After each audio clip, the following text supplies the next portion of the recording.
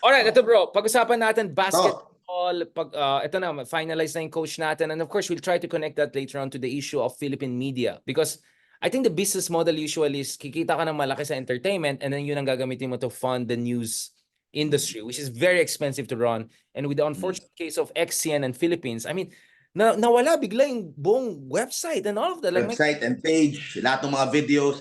God, diba? Like, so, guys, this is a little bit emotional issue because as someone who comes from the media, as someone who guested on CNN Philippines a lot, I have great friends there.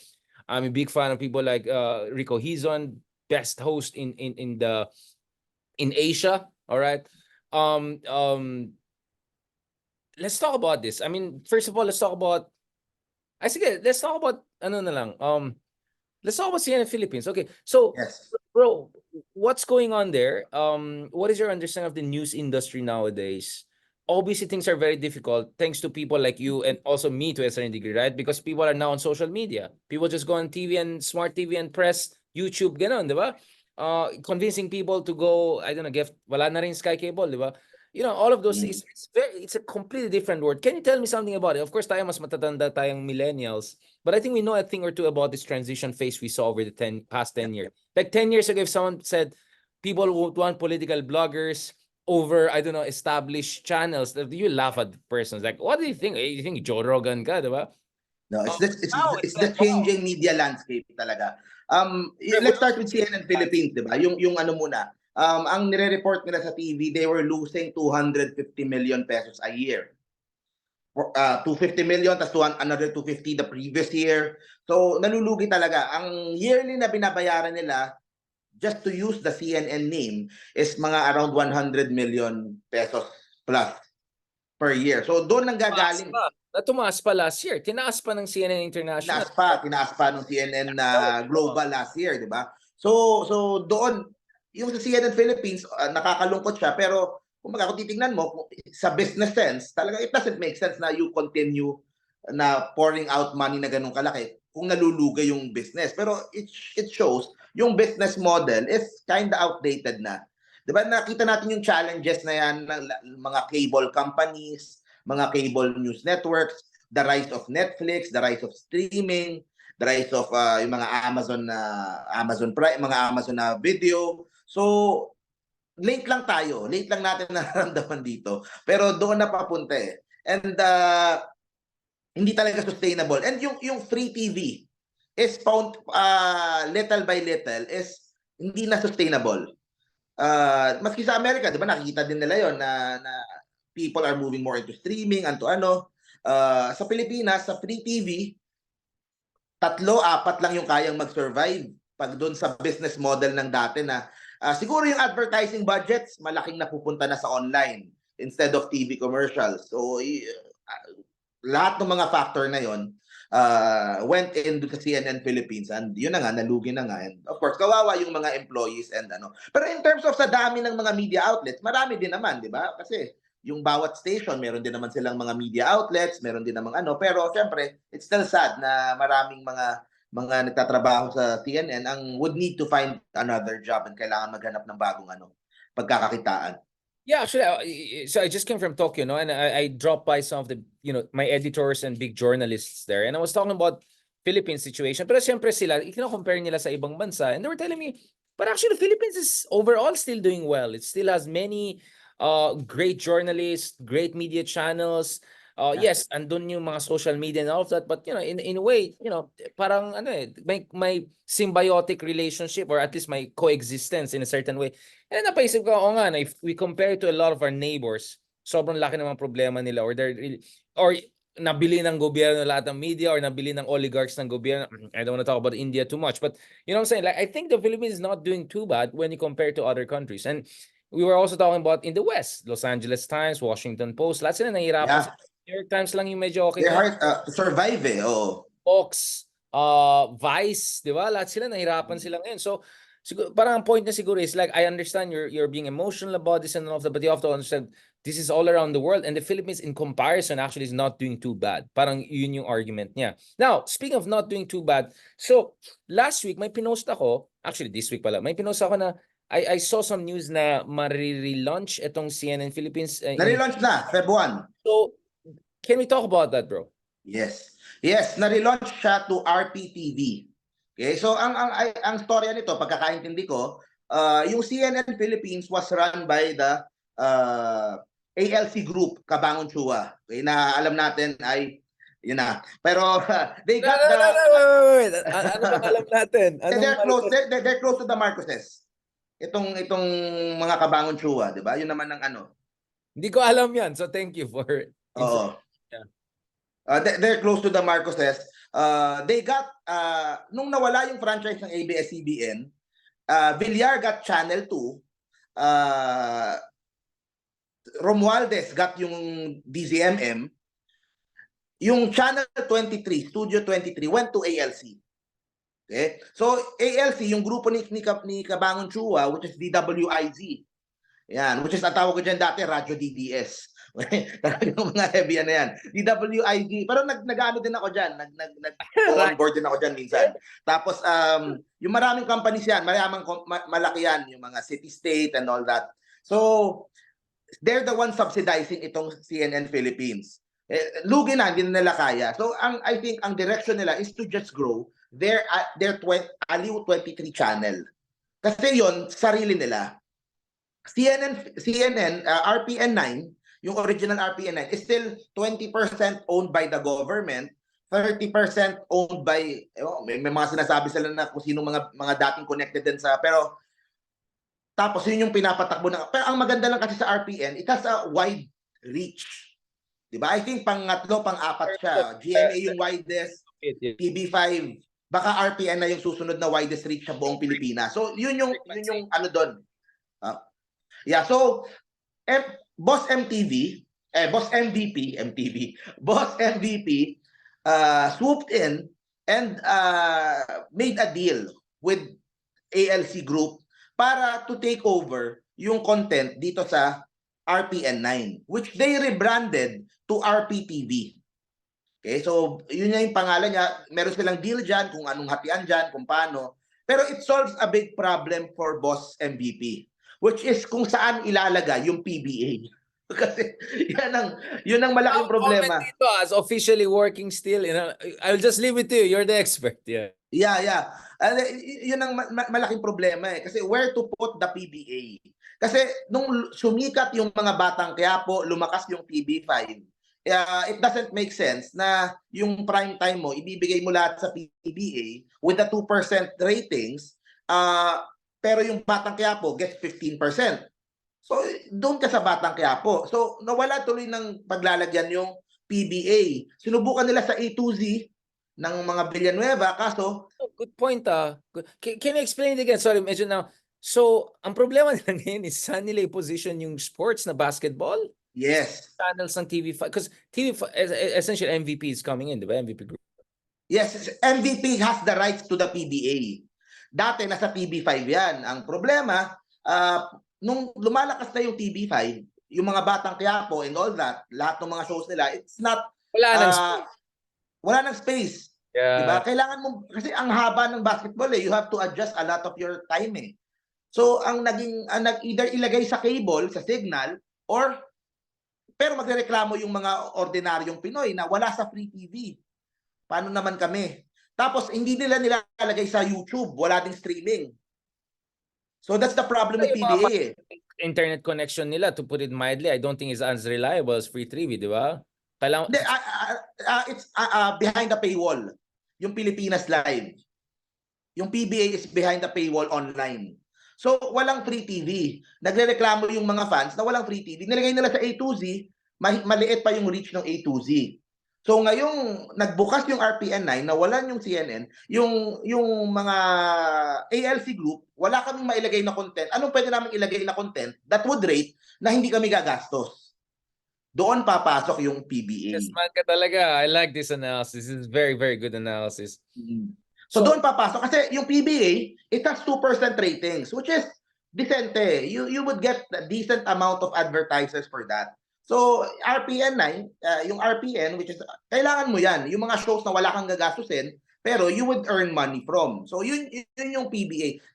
Yun yung pinakamalaking na-solve na problem nitong pag-acquire ni Boss MVP sa hindi pag-acquire, pag-collab niya with RPTV. Tapos diyan papasok yung ibang mga sports, which is ano din indicative din sa kasi free TV is still aside from your usual teleseries and news, ang best diyan is yung mga live sporting events. Of 'Di ba? course. Sa Amerika yung free TV nila, they pay a lot of for the rights, yung mga NFL na yan, Monday Night Football, 'di Bowl, ba? bowl thing, yeah. Yeah, yun pa rin ang biggest yun pa rin ang hindi mo pwedeng maano sa online yan eh. Kasi kung ang PBA mapapanood mo lang sa free TV, wala kang choice. Wala kang choice talaga kung hindi mag-tune in sa TV. So it is yun yung nangyayari sa changing landscape ng media. Isa diyan is yung live sporting events. That's the only one na talagang maaasahan pa rin. Maaasahan pa rin ng free TV ng mga operators to generate income for them. Kasi walang choice yung tao. Diba? It's different when you watch it live as to watch it na replay sa YouTube na tapos na yung laro. Alam mo na kung sino yung nanalo. So, yun yung na-solve ng problema na to. Meron ng pwedeng home UAAP. Diba? Yung volleyball, PVL, lumalakas yan. Tapos yung, I don't know kung NBA, kung feasible pa. Pero yung mga sa sporting, yun ang magagawa. Pero sa ngayon, ang shows nila is yung mga show sa radyo ng TV5, yung Radyo 5, yun ang pinapalabas sa RPTV, which is yung 4 hours of Ted Filon, which nakakabilib, araw-araw, 4 hours of Ted Filon sa umaga. Siya, like what, 6 a.m. to 10 a.m.? Ano yan? Yes, grabe. Exactly. Diba? Kasi na-interview na ako mga 7 a.m. 9, mamaya na lang, 9 a.m. Wait na, parang ang laki ng ano mo. Ang haba, di ba? Ang laki ng oras na pinupuno ni Sir Ted Filon. And yung sa Wanted sa radyo ni Idol Rafi is 2:30 p.m. to 4 p.m. Tapos yung Itbulaga, to sweeten the deal, para lumawak yung reach ng Itbulaga, nilagay na din sa RPN.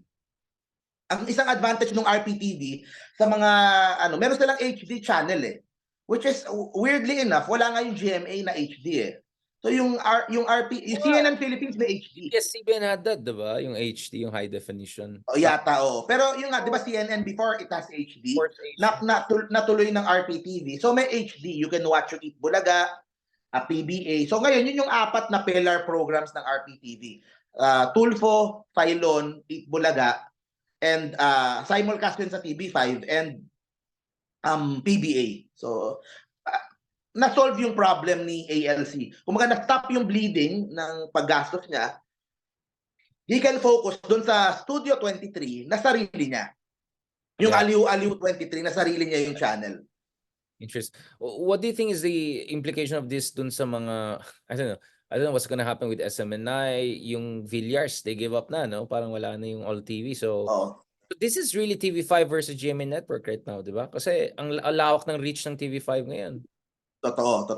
But that's another parang surprise na pangyayari din. Ang daming teasers na lumalabas ngayon that ABS-CBN will have a block time deal with All TV.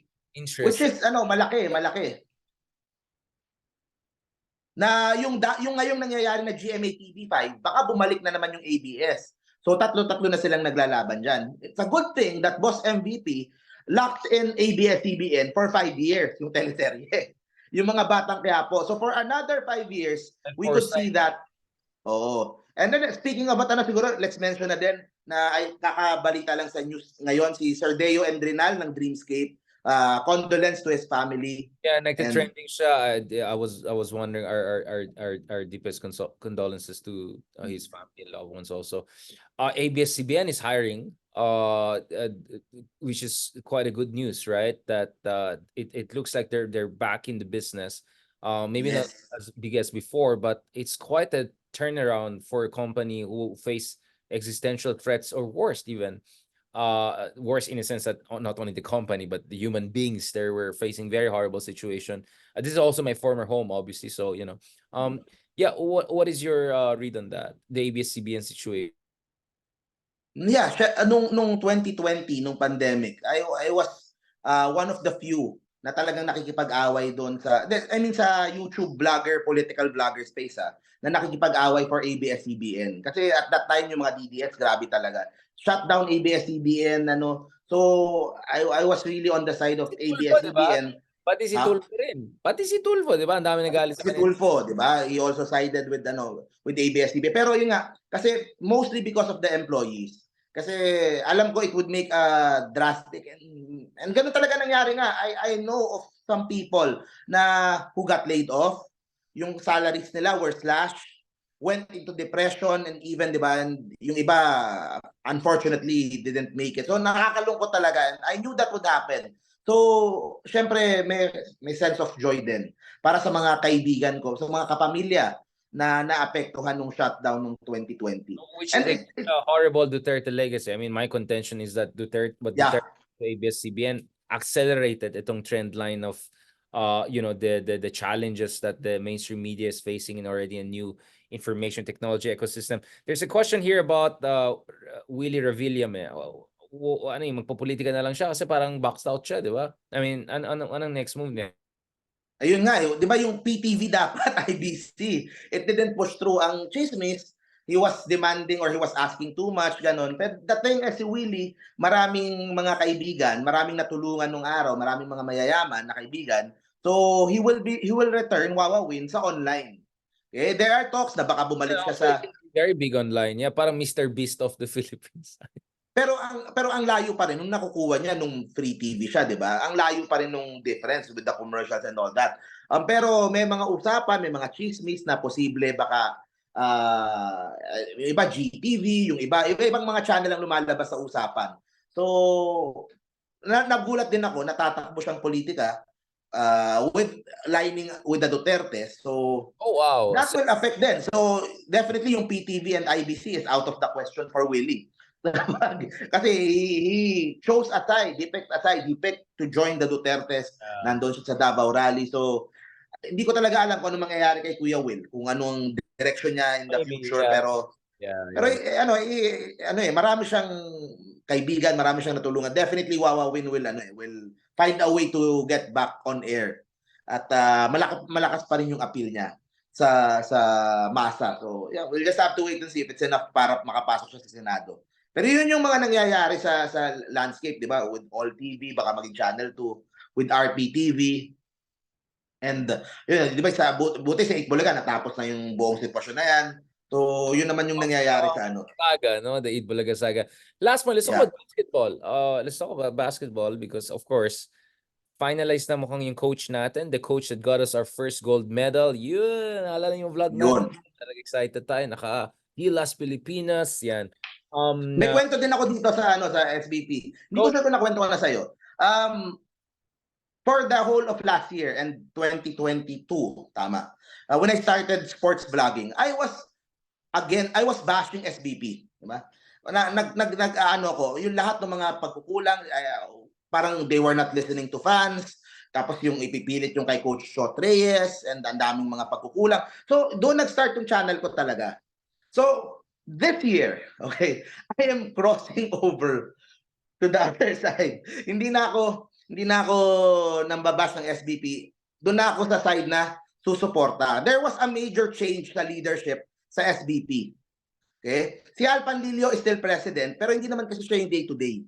Yung day-to-day na operations ng SBP will be handled by the same person that handled the World Cup preparations. Yung logistics and all that. And babae. Talk about women empowerment, diba? Si Erica D. Okay? Si Erica D, who happens to be kaklase ko ng college. Barkada ko nung college. Kaya, ties that bind. Ha? Ano yun? The ties that bind. Yung mga Yes. Oo. Kaklase ko sa Ateneo. She's a good friend. She's really nice, professional, maayos trumabaho. And she's from a big political family. She doesn't need to work. Talagang love lang niya. Her love for basketball. Kasi nung college kami... What's that supposed to mean? May mayaman yung mga politiko. Hindi, basta she doesn't need to, kumbaga na sila. Pero... I was just joking around. Oo. Pero yun nga, she just loves basketball and tawag dito, nung college pa lang kami, she plays for Ateneo women's basketball team. Oh, so legit. Talaga she knows. Oo. Nag-coach siya dyan. After nag-graduate, she became a lawyer. Nag-coach siya sa Ateneo din. and she handled yung sports ng Ateneo. So doon siya na-connected siguro sa MVP group hanggang she was tasked of handling the World Cup.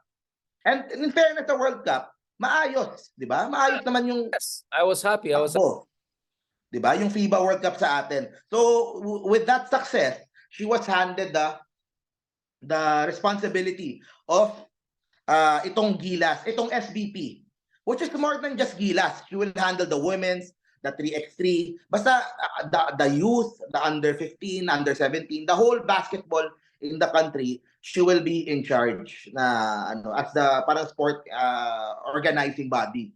So, ang unang ginawa niya, ang pinaka-importante of course, is yung men's basketball team.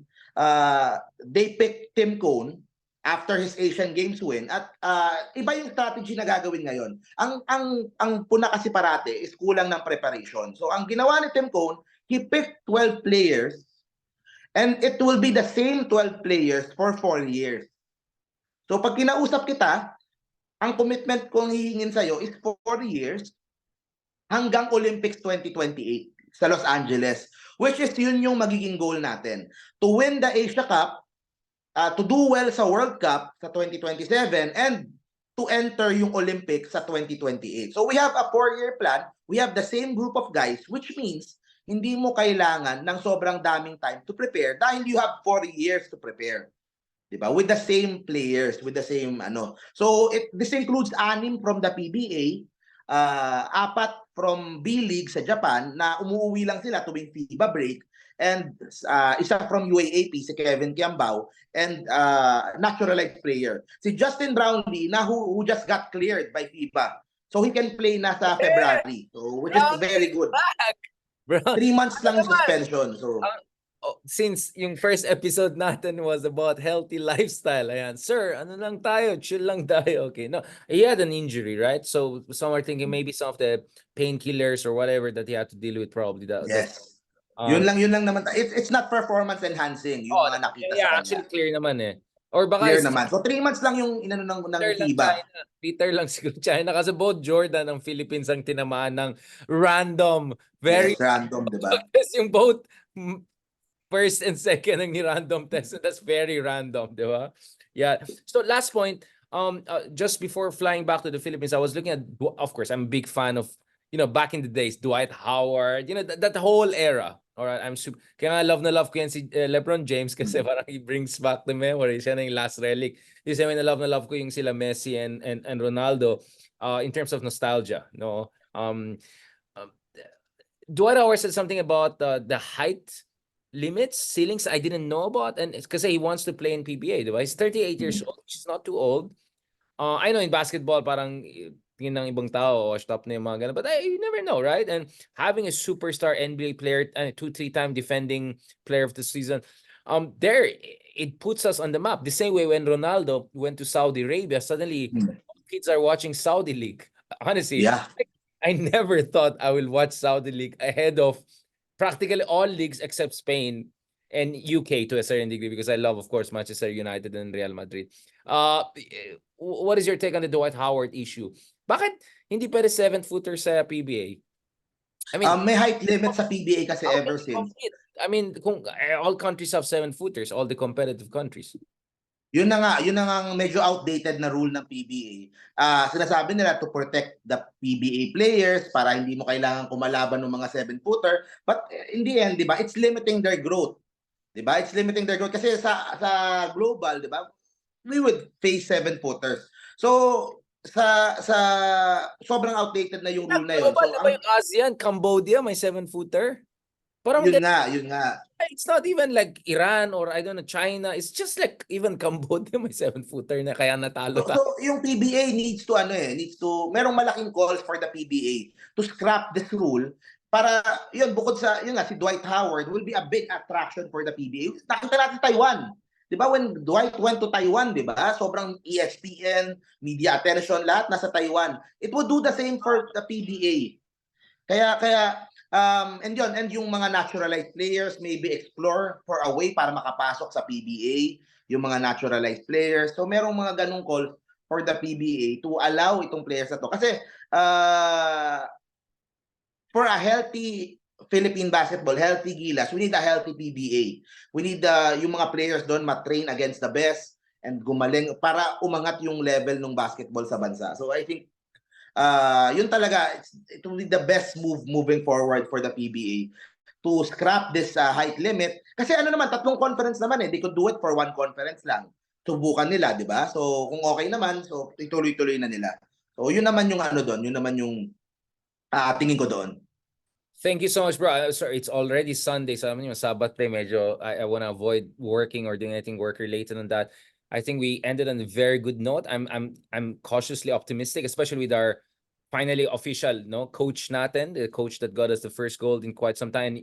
And thank you for pointing out mukhang MVP. I'm not saying this because I work in a certain channel that happens.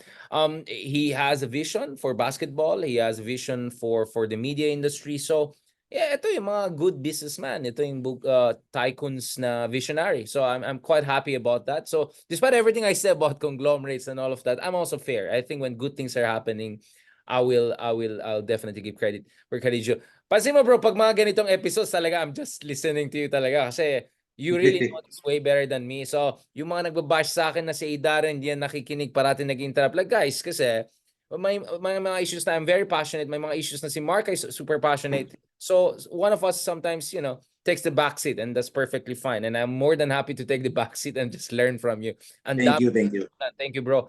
I work in the media and all of that, but I learned so much from this episode. I hope you guys also appreciate this episode. And of course, basketball. I am a football guy. Everyone knows that. But as a Filipino, I love basketball. I'm so proud. We're the defending champions of Asia. Yeah, I was a little bit concerned about the issue of height and all because I'll be fair. I'll be honest, yan ang issue ko parati sa basketball. There's a height kind of quotient, if I can put it that way, which you don't have in football. Of course, kanina lang Iran beat Japan, but many were expecting Japan to do otherwise. And one of the things we Filipinos love Japan is because practically I think everyone in East Asia loves Japan so much. Is because they're not the tallest team. They're not even the most physical team. They're so technical. They're so fast and all of that.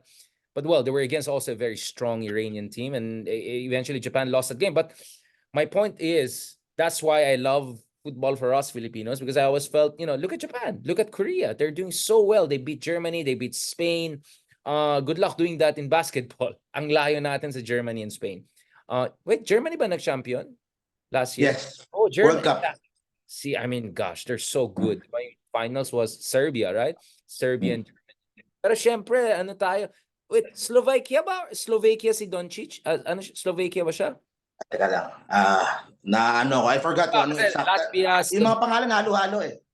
Oo na, hindi Pero Serbia. Eastern European countries, nalilito ko sa mga pangalan nila. O, talo na ngayon na. We will face up against them sa Olympic qualifiers. If we want to go to this year's Olympics, we would have to go through Eastern European teams na napakahirap talunin. So, pero ang galing nila sa strategy. Like Serbia is a superpower country of like what? Wala pang population ng QC and Makati yata yun na combine. But they're super. May mga YouTube videos I suggest you guys watch. Serbia, the basketball superpower, something like that. And guess what? The same in football, bro. Ang lakas ng Croatia and Serbia. Croatia, tiny country, they made it to finals the other time, this time to semifinals. Of course, si Modric, idol natin yan. Si Doncic naman, love ko yan kasi yung kulay ng nila, di ba? Ganyan, Tiffany yung nila. Sa akin naman din, thank you for bringing up football. Kasi kung yung Pilipinas nga natin, if we are able to make it dun sa World Cup, diba? So sa akin, kaya naman basta the right strategy, the right, kumbaga, forward-looking na vision for the program sa football, sa basketball. Yun. Football still has a long way to go. Kailangan munang ma-develop muna, magkaroon muna ng passion for the sport sa country, di ba? Pero yung Pilipinas definitely yung panalo nila is helping a lot to develop football, lalo for girls. I think ang dami ko nakikita na talagang very na i-inspire yung mga girls to at least sa women's football man lang, doon man lang tayo makabawi-bawi. We are a powerhouse. At least sa Asia pagdating sa women's football. Doon man lang mag-start. On that note, thank you very much. God bless you, bro. Thank you so much. I really enjoyed our episodes. I love the diversity of our discussion. This is what we bring to the table in Project Pilipinas. Hindi lang sports, hindi lang politika, pampamilya, like ano ulit yun, hindi lang pang sports, hindi lang pang lahat, di ba? We try to cover it and hopefully more in the future. We can talk about food, travel, etc. Baka mamaya kailangan natin gumawa ng food vlogs dyan sa Pwede na, oh. sa Manila, kumain tayo, magawa tayo ng video na maganda. No, I think that's naturally, not because nakikiuso lang kami, it's because actually politics is doing well pretty now, and I think it will be bigger as the Yeah, elections is coming there, pero yun nga, maganda nga yung different. Yeah, because you and to I were showcase the great things about the Philippines. Yes. Hindi lang yung puro negative. Project Pilipinas is the Filipino food, it's the Filipino culture, it's the Filipino sports, hindi lang yung politiko natin. No? Sabi nung isa, magme-mekos-mekos tayo. Insan, ano na, magme-mekos naman tayo, bro. Let's do this. Thank you very much. Okay, good night. Talk to you soon. Okay, bye-bye. Mase. Take care.